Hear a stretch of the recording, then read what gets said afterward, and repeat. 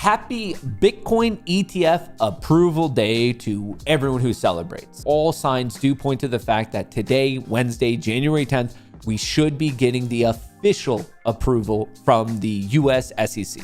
Now, I'm saying the official approval because yesterday, January 9th, there was a little bit of a mess up, and apparently the official SEC Twitter/X account was compromised, and they had a very professional sounding thing that, yeah, no, it is approved. And then crypto went crazy. And then 15 minutes later, Gary Gensler, the chairman of the SEC, the guy who is like, tasked with protecting all of us, is like, the account was compromised. It's truly one of the wildest stories in the realm of finance. And I have to give it to the people writing this particular iteration of our simulation because they are absolutely hilarious. So here's what happened. This is the daily chart, just for posterity's sake, of Bitcoin. As I'm filming this, it's trading just below $45,000. But check out the 30-minute chart.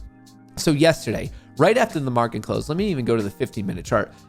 It got announced, everyone's stoked. And then Gary Gensler was like, we haven't approved it yet. And it got absolutely smoked. So everyone went from being stoked to getting smoked. And ever since then, Bitcoin has been coming down just ever so slightly. But once again, as I'm filming this, there's a really, really good chance that later on today, the 10th, we actually get the approval, which I think will lead to another bout of volatility. Do I think it'll be bullish or bearish? I don't know. Your guess is as good as mine. I'm not really an active trader.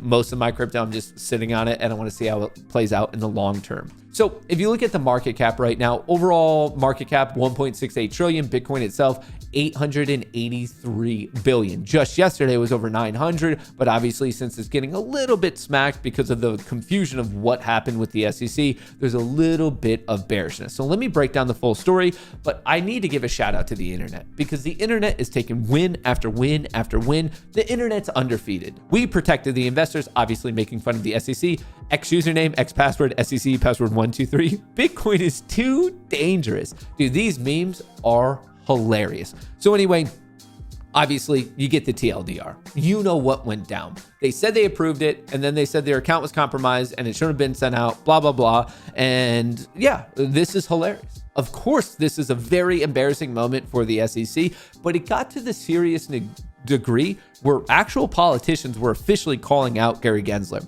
It is unacceptable that the agency entrusted with regulating the epicenter of the world's capital markets would make such a colossal error. And that's spot on. So let's actually talk about the error. At 4:11 p.m., 11 minutes after the market closed, from the official US SEC Twitter X page, they said, yeah, approved.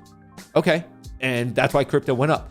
And then 15 minutes later at 4:26, Gary Gensler tweeted out, the SEC Gov Twitter account was compromised. An unauthorized tweet was posted. The SEC has not approved the listing and trading of spot Bitcoin ETF products.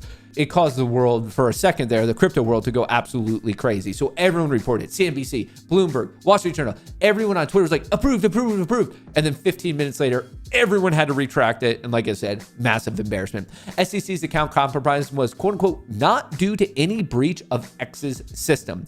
X said late Tuesday it has completed a preliminary probe into the compromised account of the US SEC that displayed a false post. And I have their, breakdown of it right here. We can confirm that the account SEC Gov was compromised, and we have completed a preliminary investigation. Based on our investigation, the compromise was not due to any breach of X's system, but rather due to an unidentified individual obtaining control over a phone number associated with the SEC Gov account through a third party. We can also confirm that the account did not have two-factor authentication enabled at the time the account was compromised. Yes, folks, we currently live in a world, as called out by that politician, that the people in charge of protecting the epicenter of global markets did not have two-factor authentication on their public-facing social media account. Like I said, whoever's writing the version of our simulation, dude, they have some quality comedic skills because you can't make this up. You absolutely cannot make this up. SEC's X account hacked to falsely say Bitcoin ETF was approved. I fortunately was able to stream this in real time. If you want to check out the stream of me thinking it was approved, then realizing it was all a hoax, you could see my emotions go from very high to very low in a couple minutes. The video is still up, but here's what Bloomberg had to say. At Gary Gensler saying that the SEC Gov Twitter account was compromised and an unauthorized tweet was posted. It says the SEC has not approved the listing and trading of spot Bitcoin exchange traded products. Shonali Bassick still with us here in our New York studios. We're also in conversation with Keely Lyons and Eric Balchunas. Shonali, I mean, there's going to be a lot of speculation as to what happened, what didn't happen. At the end of the day, they still have to make a decision, or at least the anticipation is they have to make that decision. They have to make a decision today. Do you think we're going to see anything materially different, maybe in 24 hours' time, than what we saw just over the last 20 minutes? And I had the same thought. The fact that there was this kind of a mistake, until we know where the mistake came from, can the SEC then move forward and say, okay, we can rightfully still approve this in that deadline? They could always punt, right? They could always push it as they have before. They could also deny applications. They could ask for more information. As we've seen last-minute amendments to the filings. I don't think they could do that at this point because they're already too embarrassed. And they you saw really, the really are. Unless they get egotistical and get angry about it. That's also a possibility. Trying to move forward and get this page cleared and get past this moment so that, you know, we can get these things approved with certainty now that there are so many issuers. But does this change the equation? We don't even really know how this compromise, as Gary Gensler called it. Remember, think about just the influence that X, or previously Twitter, has had on financial markets alone in the last several years, and the fights that the SEC has had over this type of these type of issues and disclosures. Was it a breach? Was it not a breach? Right? I mean, they need to at least provide some clarity. Well, they need to provide clarity. 100% need to provide clarity, and maybe we'll get it, maybe we won't. But right here, a lot of people, like I said, the internet never loses. So they started to dig up old commentary from the SEC. Check this one out. This is from October 16th, 2023.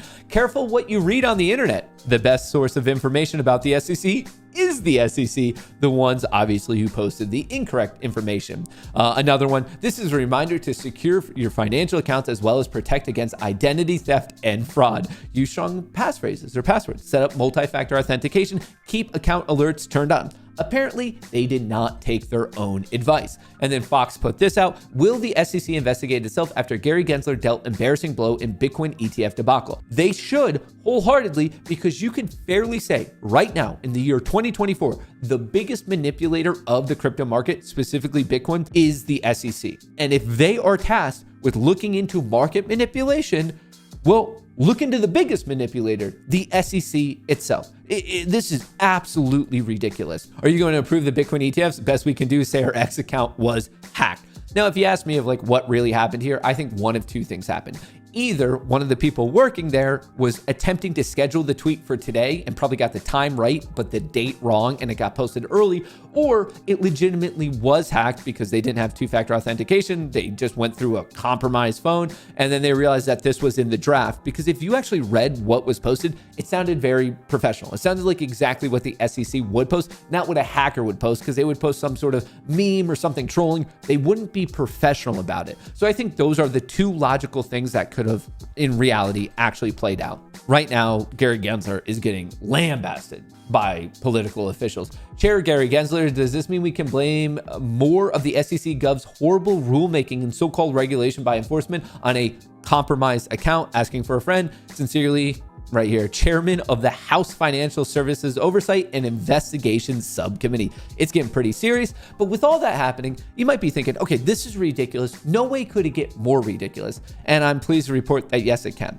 Even though this involves the SEC not protecting their own account, somehow, for whatever reason, we live in a world where they're still going to try to blame Elon Musk. SEC account hack amplifies concerns over security at Musk's X. Imagine being in a world where you can literally have nothing to do with something and then somehow you still get blamed. This is so obviously the SEC's fault, whether they were actually hacked or compromised, whatever. It's on them. It's not on Twitter. It's not on X. It's not on Musk. But then yet we are now in a world where journalists hate Elon so much that they're even going to try to blame him for this? I just don't get it. So I wanted to share this to kind of, I don't know, wrap up the story of what happened with the fake Bitcoin ETF approval that happened on the 9th, but we're filming this on the 10th. And I do believe by the conclusion of today, fingers crossed, that we officially do have the approval. So I just want to let everyone know what's going on, the absurdity of the situation, and the absolute embarrassment of the situation. The final thing I want to leave you with is, do you think that this particular event, or really, no, I suppose we could take Gary Gensler's body of work. My final question for you is, do you think that Gary Gensler, the chairman of the US SEC, because of this and everything else that's happened under his leadership, we'll say that with quotes, do you think he should be fired? Let me know in a comment.